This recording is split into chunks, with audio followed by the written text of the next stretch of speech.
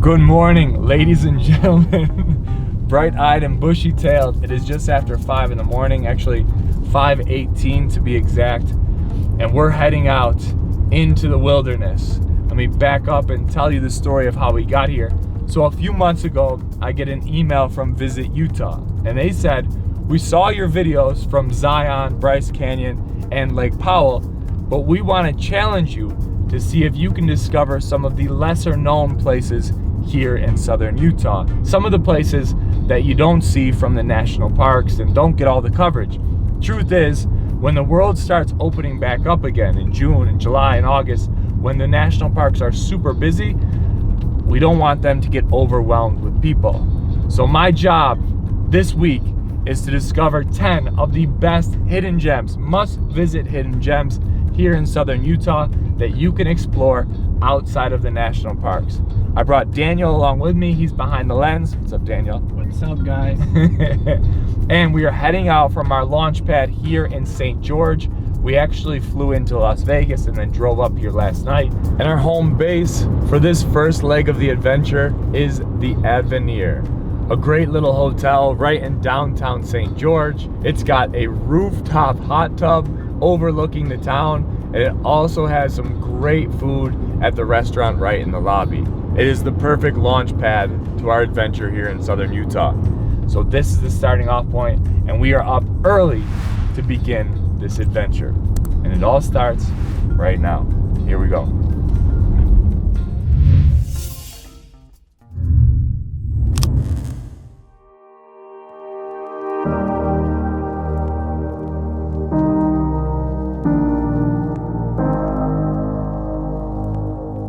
And stop number one of this incredible journey is here at Yant Flat, about 45 minutes away from St. George, and a relatively quick red sand hike to get here. These incredible rock formations are not to be missed. Look at this.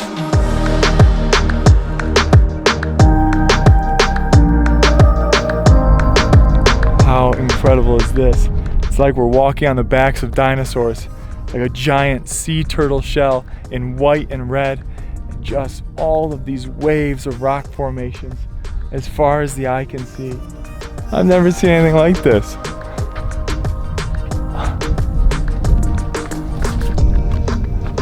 And this is the highest point. You can see all of the rocks from this exact vantage point. Yant Flat, a definite must-visit hidden gem here in southern Utah. All right, let's keep moving.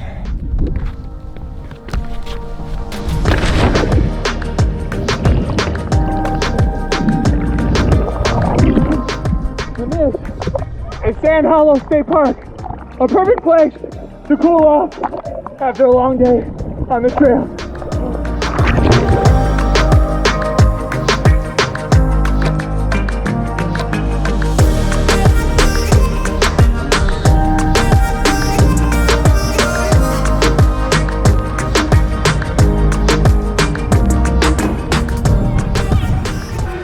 Here we go.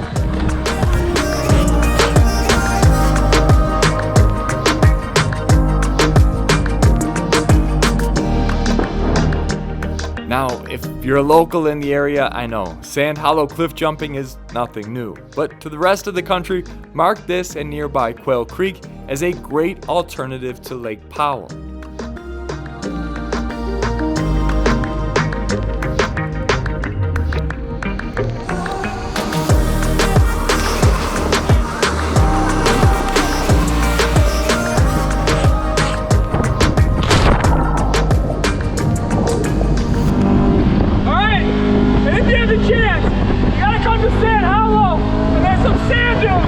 Get yourself an off-road vehicle and take a sunset tour, and you go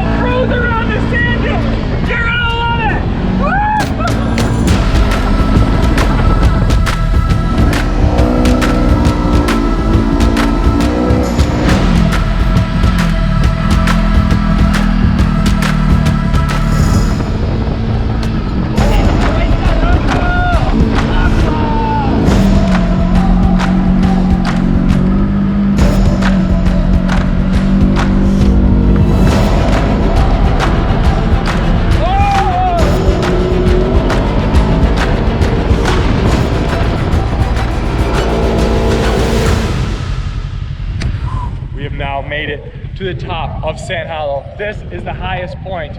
What do we call this? This is top of the world. You can see Sand Hollow down below, the beach. You can see the cliffs where we jumped off this morning. You can see Red Cliffs Conservation Area. The other side, you can see Yant Flats where we were this morning. And this beautiful, glorious place is incredible. Look at, you can even see the sand dunes down there. See them? We got a music video shoot going on up here. You come out here all the time? It's the third time. But, is it yours? But I discovered that one. Is that your truck? Yeah. That's awesome. Oh, thank you. Thank you. You got the Modelo right here, hanging out. That's incredible. Congratulations. Thank you. When you're married 33 years, you can get with something like this, right? Hey, I finished with my kids on university, so I said it's my time on the 50s. I love it. Enjoy. Hey, you're welcome. Congratulations. Thank you. Nice work. All right, next stop is Cedar Breaks National Monument within Dixie National Forest. Met up with a couple of locals here on the trails. Where are we at right now? What is this place? We're at Cedar Breaks National Monument. We're at over 10,000 feet in elevation. Now, it's a much smaller park. I like to tell people it's a great alternative to Bryce Canyon. And it's the incredible, do we call these hoodoos as well? The hoodoos, the red and white rock formations, the layers, the incredible landscape here. You see it just jetting out of the surface. And it's a much quieter place, I would say, than Bryce Canyon. A lot more foot traffic over there and a great alternative. And is it mostly up on the ridge that you hike, or can you also go down in as well? Up on the ridge is the primary hiking okay. points. Yep. Wow. All right, let's go check it out. Let's do it. Sounds good. It's just all so green.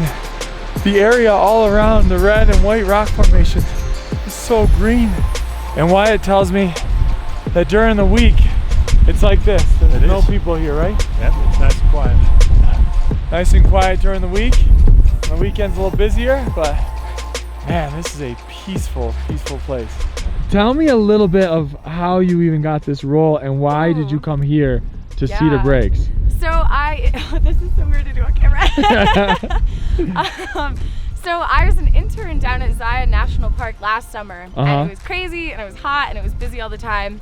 So we would come up to this tiny little place called Cedar Breaks, which I'd never heard of, on our vacations. And we would string up a hammock in a tree and talk to no one for 3 whole days, and it was perfect. And then I applied, and they were like, here's a job because you won't shut up with the interview. They were like, we will hire you if you stop talking. And I was like, okay.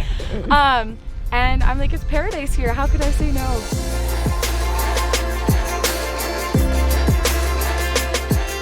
Sitting at over 10,000 feet in elevation, looking down into a half-mile deep geologic amphitheater, Cedar Breaks is home to an unbelievable landscape, and one of its most popular residents is said to be the oldest species on the planet, the bristlecone pine. Yeah, good. So a lot of these trees that we're looking at here, they could be upwards of 2,000 years old.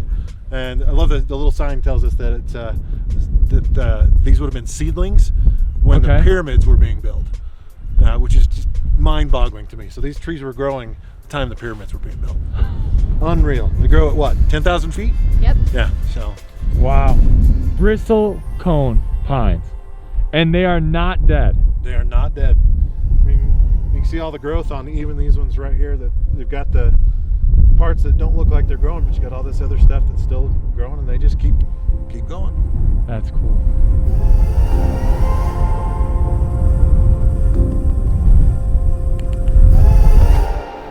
We are now standing in a location that has been inhabited by people for over 12,000 years. This is the Parowan Gap Petroglyphs. And as you can see next to me and all around this little valley, it's actually a road that separates two sides with the most concentration of petroglyphs in anywhere in southwestern United States. Now, these petroglyphs were carved into these rocks thousands and thousands of years ago, as the history is told, and this is from all different types of tribes that were migrating through this area on their way to other places. And these petroglyphs tell a million different stories, everything from hunting expeditions and travel routes to historical, religious, and cultural information. They are dotted across all of these rocks, and it truly is incredible to think that people have been here for thousands and thousands of years. So we're here in southern Utah and get a glimpse of a time and a place that once was.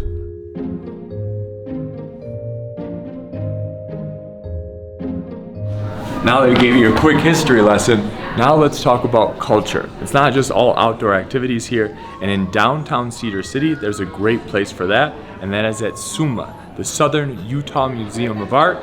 That's where we're at right now. Let's go take a look.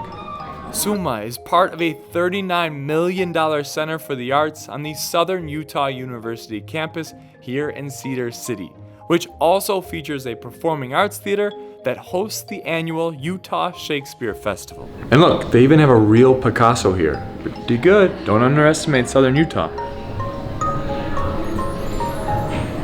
Now, this one in particular really speaks to me. You can tell just the curvature of the lines here and how they're juxtaposing some of the bright contrast colors with the, I would call it more of a subtle, supple color, if you will, and it really shows off the voluptuousness of modern art. Let's keep moving. And heading north from Cedar City, you gotta make a stop in Beaver at the Creamery for all of your dairy needs. Everything from ice cream over there, we got cheese slicing going on here, cheese curds over there. Let's go get some ice cream. Just the variety pack? Yeah. I would just like to get some bonus points here. I've been in the Creamery for about 20 minutes and I've been watching these women on the slicer and I haven't made one joke about who cut the cheese. Not one joke. I haven't said a word and I'd like some credit for that. Very mature. Oh yeah. That is America in a bag, buddy. Good old pork rinds. You like it here at the Creamery? I love it. Whoa, so many flavors. You already did. You did? Yeah, what? Sorry. Thanks for coming to the Creamery. Well done. Well done. Well done. You did okay. Thank you, girls, so much. This is the most dairy I've seen in one place in a long time. The whole operation is right in back. And this is the coconut flavor ice cream, the most popular. There's some nuts in it on a waffle cone. And this is just a single, $3. Great staff in there. Let's give it a try. Coconut and almonds with chocolate chunks. I love this place. Beaver. Top 5 best ice creams I've ever had. And the best thing is, you see farmland, you see the cows that give us this beautiful ice cream all around us.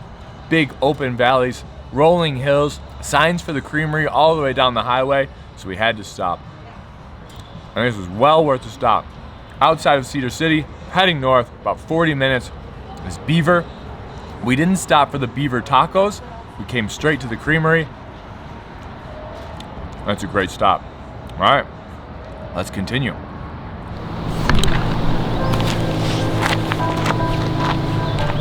And after the Creamery in Beaver, continue heading north about an hour and you'll run into Fish Lake National Forest. It is a beautiful, breathtaking drive up into the forest.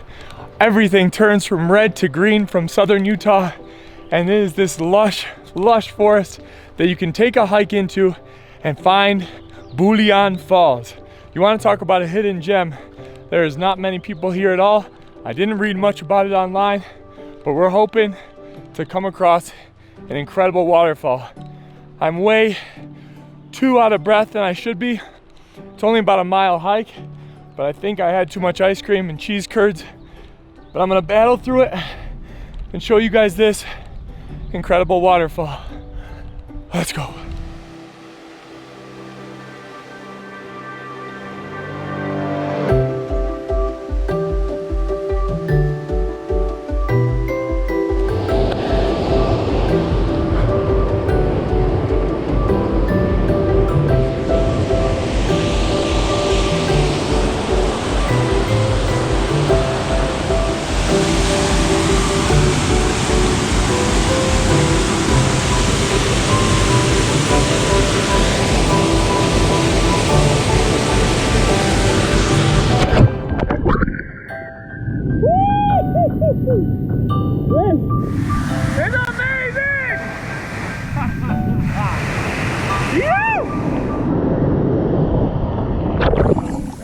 And after that long, beautiful drive, we are now in Green River at La Veracruzana, and this is molcajete. We have steak, shrimp, sizzling cheese. We got some peppers, tomatoes, avocado, rice and beans. This is a must stop when you're on that road trip around southern Utah. My friends, if this isn't a hidden gem, I don't know what is. Let's dig in.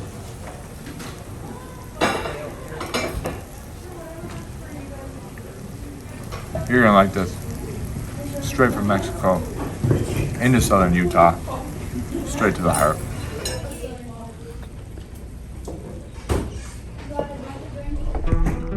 Honestly, this was the aspect of the trip that I was most looking forward to. Having the opportunity to connect with Lewis from Ancient Waves, a Navajo and native to this land. Grew up on the Navajo reservation, grew up with no electricity, no water. Who immediately opens my eyes to the world around Do me. like I did, and then what we do is we bless ourselves. Put it all over, bless our limbs. And always our We spend the day trekking around his ancestral terrain, stopping at one of the most incredible ruins I've ever seen. This is House on Fire. We made it to House on Fire. House on Fire is a great home setting. They literally weren't living in these dwellings that we see. If I wanted to further investigate, you know, I just gotta look around and I say, okay, definitely there's no doorway. There's a window, but that's an access to the granary. Okay. So what we're looking at is storage rooms. Oh, really? Yeah. So They put all this work in for storage, huh? Yeah, definitely very important place. They stored food, mainly food, probably weapons, tools. You know, they were making pottery. So many of these could be possibly kilns. You know, where they made pottery. They finished their pottery here. So this is a big factory that we see here. At another location, remnants of an entire civilization is obvious to the trained eye. Homes hundreds of years old hide within the canyon walls. This is incredible. Houses built within the canyon walls, steps carved into the rocks, towers built thousands of years ago. If you appreciate this country's true history, I highly recommend taking the time to experience these forgotten places with Lewis. I can't imagine what you're feeling, but the energy from this place, insane.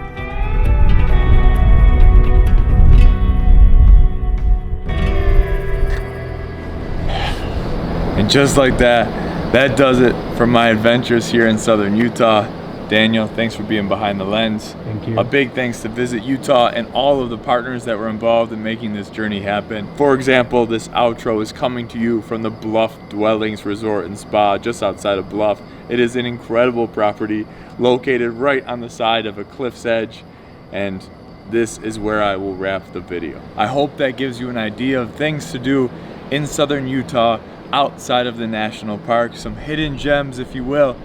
It's been an incredible journey, and especially the people that we've met along the way has truly made this special.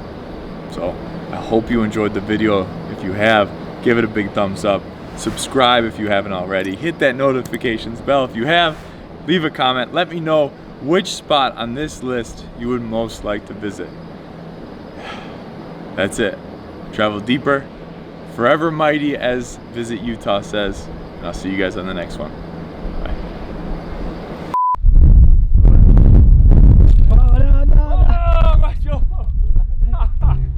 There's an incredible bike path that runs along the highway, making for some spectacular. Why am I struggling? It's only a mile hike. Let's try that again. Woo, the ice cream and the cheese curds are lodged in my lungs. I can't breathe. Oh yeah, right there. Ready? Yeah, oh gosh. Go. Oh wait, I didn't tell you your lines. Oh, I have lines? Welcome. Oh. Welcome. Any last words? not too cold. All right.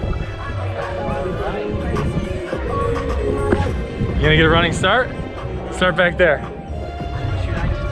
You gotta step there. No. Ready?